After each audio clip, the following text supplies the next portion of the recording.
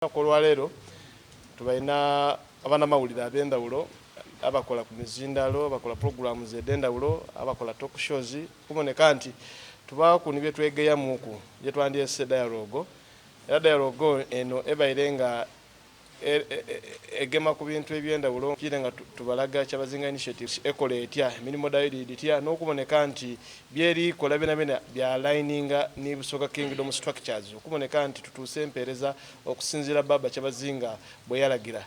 Ensonga lwaki tuvuddeyo okukwasaganyiza awamu ne Kyabazinga owa Busoga ate awamu ne Kyabazinga initiatives kwe kuba nti no twakizudde nti no statistics zilaga nti no Busoga emu ku regions ezikyasinze okubeera n'akawuka na kasirimu kubeera nga kali waggulu, abaana okubeera nga bafuna embuto nga bakyali bato bangi nnyo, okubeera obutabanguko mu maka bungi nnyo, ate n'abaana okubeera nga bava mu ssomero nga bukyali. Between these two genders, okay, when you see the prevalence among women, okay, is at 6.4, and among men is at 3.4. That variance is big. And when you look at the actual data, it is clear, if you look at those figures, you can see that it is actually virtually doubling. Okay? So that is a very big, and this is the latest statistics we have from the Uganda AIDS Commission. Okay? It shows that there is still a big problem. And that's why today's training becomes even fundamentally very, very important. Do not continue acquiring more infections beyond the HIV itself, but also avoid transmitting the infection. I'm going to health facilities to be sure that we know our status, and once we find ourselves together, we need to cook in the markets. Members are with me? Yes.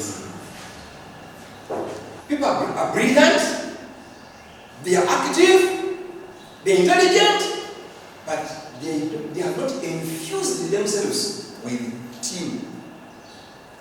Each one is on best locality, best of championing, no building, Busoga Yefedo. But also work under the U24 television and UBC as well.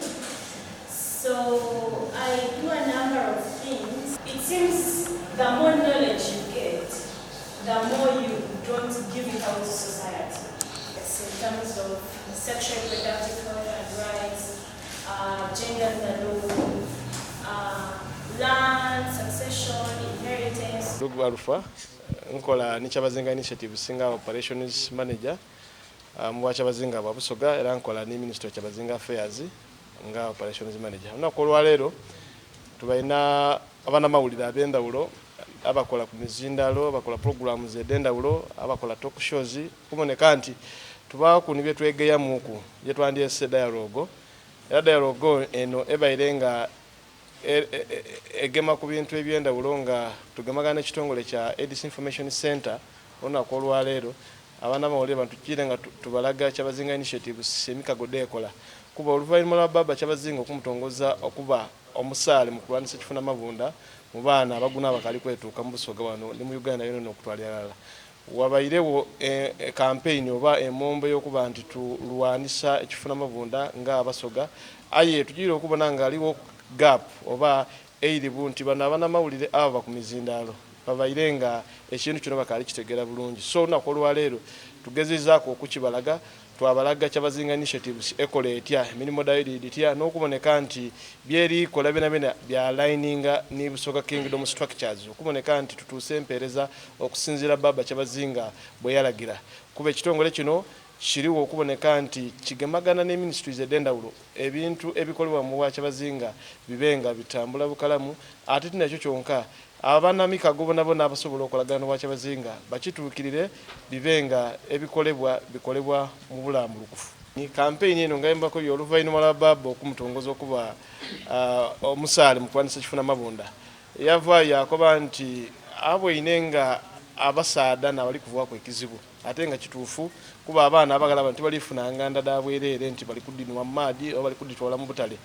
ayenda abasaadana bali kubaga so baba yakuba nti family edinabanga ditereire nga baba ayakulembeiremu okuboneka nti atereza amaka kitegeeza nti amaka gaida kuba ku amateeka kuba mwena abatuwuliriza ni abatubona mwidi nti einumaawo family daifida kuzibwanga baba wayogera ekintu mu maka niwe mama okita munkola n'abaana bakita munkola aina kudino oyagana nga baba ali kumbali ebikolebwa nga baba tibimugemaku so campaign yo kuba nti abasaada n'empango kunweza maka okuboneka nti abasaada tuyirayo ku musingi gwaife ogw'okuboneka nti tutambuza family daife bukalamu disobola okubanga ebikolebwa bena biraga obuvumu bwa family dukira nti family daife gano Busoga litambulizibwa ku buwangwa n'enono twidinga mu buwangwa bwaife baba aba mukulu ino era baba wayogera ekintu nti saawa ndala mwana ina aziragano abatajasula weyagana nti kibakizibu ino mwana oyo kwidanga esaawa endala ebiseeko so abasaada n'empango eri kubanga eyira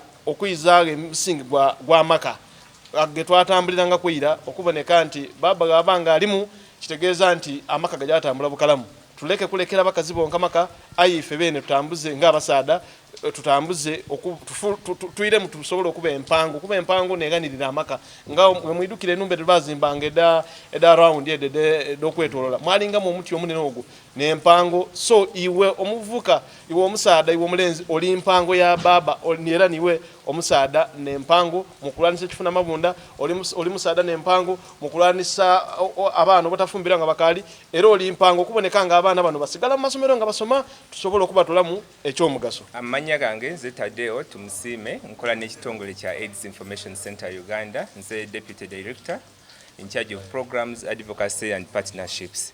Ensonga lwaki tuvuddeyo okukwasaganyiza awamu n'ekyabazinga owa Busoga ate n'awamu n'ekyabazinga initiatives kwe kuba nti nno twakizudde nti nno statistics ziraga nti nno Busoga emu ku regions ezikyasinze okubeera n'akawuka ka siriimu kubeera nga kali waggulu abaana okubeera nga bafuna embuto nga bakyali bato bangi nnyo okubeera obutabanguko mu maka bungi nnyo ate n'abaana okubeera nga bava mu ssomero nga bukyali baana bangi nnyo abavaamu so twasazeewo okubeera nga tukwasaganyiza wamu n'ekyabazinga initiatives okulaba nti nno buli mwana asigale mu masomero buli mwana abeere protected okubeera nga tafuna mbuto ng'akyali mwana muto okufuba okulaba nti nno buli muntu yenna naddala abakyala basigale nga basobola okwerwanako ng'abakyala basobola okwekulaakulanya basobola okubeera nga bafuna abaana bebeeyagalidde basobola okubeera nga bafuna abaana mu space kusinziira nga bwe basobola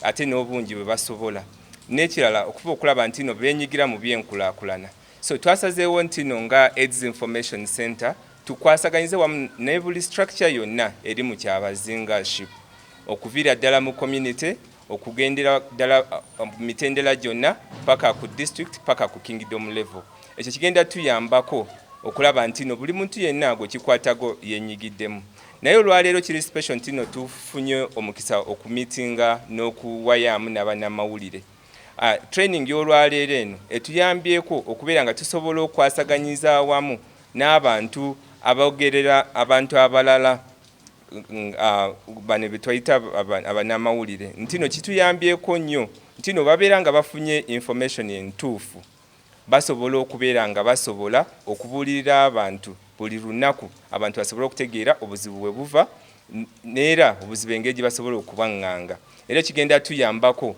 nti no singa buli lunaku omuntu abeera nga afuna information ntuufu kigenda muyambako okola okusalawo okutuufu tusobole okulwanyisa ebirwadde n'obuzibu obulala bwonna obuli mu region.